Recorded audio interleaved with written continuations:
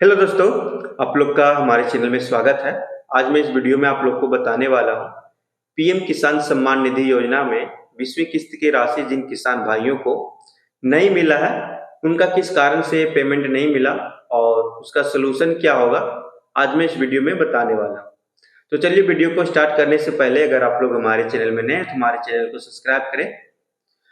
जैसे कि दोस्तों आप सभी को पता होगा, पीएम किसान सम्मान निधि योजना में जो पूरे भारत में रजिस्टर्ड किसान हैं, उन किसानों की संख्या लगभग 13 करोड़ है और 2 अगस्त को 20वीं किस्त की राशि जिन किसानों का पेमेंट रिलीज किया गया, उन सभी किसानों की संख्या 9.7 करोड़ है और जिन किसानों का अभी तक राशि नहीं मिला है, उन किसानों का संख्या 3.5 करोड़ किसान है।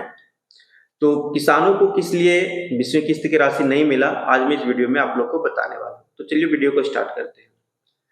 अगर आप लोग अभी पीएम किसान सम्मान निधि योजना का स्टेटस चेक कर रहे होंगे, जिन किसानों का अभी ये पेमेंट नहीं आया है, तो वहां पे आप लोग का एक और ऑप्शन मिलेगा जहाँ पे भी आप लोग स्टेटस चेक कर रहे होंगे। स्टेटस चेक करने के बाद वहां पे आपको दिख रहा होगा एलिजिबिलिटी स्टेटस। वहां पे जब आप लोग क्लिक कीजिएगा तो वहां पे आपको 3 या 4 प्रकार का कारण आपको शो करेगा। 3 या 4 प्रकार का ही कारण है, जो हर व्यक्ति को शायद अलग अलग कारण या फिर एक ही प्रकार का कारण बहुत से आदमियों का सेम होता है, जो वहां पे दिखेगा। फर्स्ट में है, आपको दिखेगा नॉट एलिजिबल, कि आप इस योजना के लायक नहीं है। नॉट एलिजिबल इसलिए लिखता है कि आप पहले से इस योजना का लाभ ले रहे थे, तो उस टाइम आप एलिजिबल थे तो आपको मिल रहा था। उसके बाद ऐसा है कि बहुत से ऐसे किसान हैं जो टैक्स पेयर करने लगते हैं, उनका इनकम बढ़ जाता है और टैक्स पेयर करने लगते हैं। तो जो भी टैक्स पेयर किसान होते हैं वो पीएम किसान सम्मान निधि योजना का योग्य लाभुक नहीं होते हैं। तो उन लोग अपना सरेंडर नहीं करते हैं, तो किसान जिसे ही सरकार की नज़र में आते हैं कि जो टैक्स पेयर कर रहे हैं, वे किसान भी पीएम किसान सम्मान निधि योजना का लाभ रहे हैं। तो ऐसे लोगों को डायरेक्ट नॉट एलिजिबल लिख दिया जाता है और उनका पेमेंट रोक दिया जाता है।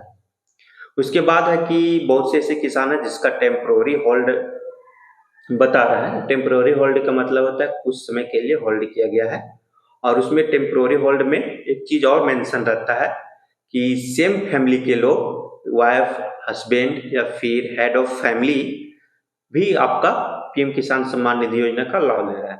ज्यादातर जो टेम्पोररी होल्ड में ही है, और इसमें क्या है कि आप लोगों को समझने की थोड़ा सा कोशिश कीजिए।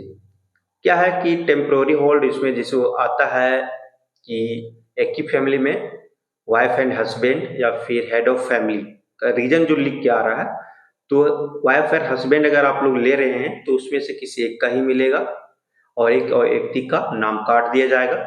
और ऐसा आ रहा है कि आपके हेड ऑफ फैमिली में किसी और का ले रहे हैं और उस फैमिली में जैसे कि एक पापा हो गए, 2-3 भाई होंगे और सभी 18 साल से अधिक हैं। और इसमें एक चीज और आता है कि चाइल्ड लोगों का भी पीएम किसान सम्मान निधि योजना का पैसा मिल रहा था, तो उन लोगों को भी रोक दिया गया, जिसे अंडर एज भी हम लोग बोलते हैं। तो जो हम अभी फैमिली वाला रीजन बता रहे हैं कि एक ही फैमिली है जो मतलब बाद में चल के अलग हो गए हैं, और उनका राशन कार्ड जो है वो एक ही फैमिली की मतलब कि पहले का बना हुआ है, जो कि जब परिवार एक साथ हो या आप लोग बच्चे हों, उस टाइम 18 साल नहीं हो, क्योंकि राशन कार्ड तो तुरंत तुरंत नहीं बनता है, उसके बनने के लिए प्रक्रिया होती है। तो बचपन का बना हुआ राशन कार्ड है, उसमें सारा फैमिली एक ही राशन कार्ड में आते हैं, और अभी फैमिली अलग हो गया है। तो उस प्रकार में आप लोग क्या कर सकते हैं, एक आवेदन तैयार कर सकते हैं कि हम लोग का फैमिली अलग है, ये राशन कार्ड है वो बहुत पहले का बना हुआ है या फिर जब का भी बना होगा, उसमें डेट भी शायद मेंशन होता है, तो उस टाइम का बना हुआ है और आप राशन कार्ड से डेटा को उठाकर आप बोल रहे हैं कि एक ही फैमिली के लोग ले रहे हैं। तो एक इस प्रकार से आवेदन आप लोग बना के अपने अंचल अधिकारी को दे सकते हैं। उसके बाद अंचल अधिकारी एक जांच करेंगे और अपने स्तर से जांच करेंगे। अगर उस जांच में सही पाए जाते हैं कि नहीं आपका फैमिली अलग है और आप लोग का हेड ऑफ फैमिली अपने अपने खुद हैं, तो फिर वो अपनी जांच प्रक्रिया में बताएंगे। उसके बाद आपका जांच सही होता है आपके अनुसार, तो एलिजिबल होते हैं, तो आपका पेमेंट फिर से करवा देंगे और चालू हो जाएगा आपका पेमेंट आना। एक और आता है कि इसी में कि एक ही फैमिली का होता है, राशन कार्ड से अगर डेटा नहीं उठाया तो आपका जो खतियोनी होता है कि हम लोग खतियोनी जमीन से करते आ रहे हैं और खतियोनी जमीन का वहाँ पे डिटेल से डाला हुआ है पीएम किसान सम्मान निधि योजना में, तो खाता प्लॉट नंबर सेम हो जाता है। तो वहाँ से भी बताया जाता है कि हेड ऑफ फैमिली ले रहा है या वाइफ हस्बैंड ले रहे हैं, ये दोनों चीजें होती है, या तो राशन कार्ड से डेटा लिया गया है या तो फिर आपका जो खाता नंबर प्लॉट नंबर है वहां से लिया गया। तो इसमें भी है कि आप लोग को वंशावली वगैरह बना के देना होगा, क्योंकि खत्यूनी जमीन का डिटेल्स अगर आप लोग डाले हैं तो होता क्या है कि जो मेरा भाई का हो या मेरा चाचा का हो, खत्यूनी जमीन है तो सबका खाता नंबर सेम ही होता है, अलग तो नहीं होगा।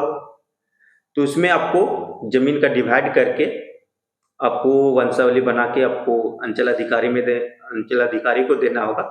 वहां से फिर से वो जिस प्रकार से आप वंशावली वगैरह बना के दीजिएगा, वे जांच करेंगे। अगर जांच में आप सही पाए जाते हैं तो आपका जो भी पीएम किसान सम्मान निधि योजना का पेमेंट है वह रिलीज करवा दिया जाएगा, उनके स्तर से करवा दिया जाएगा।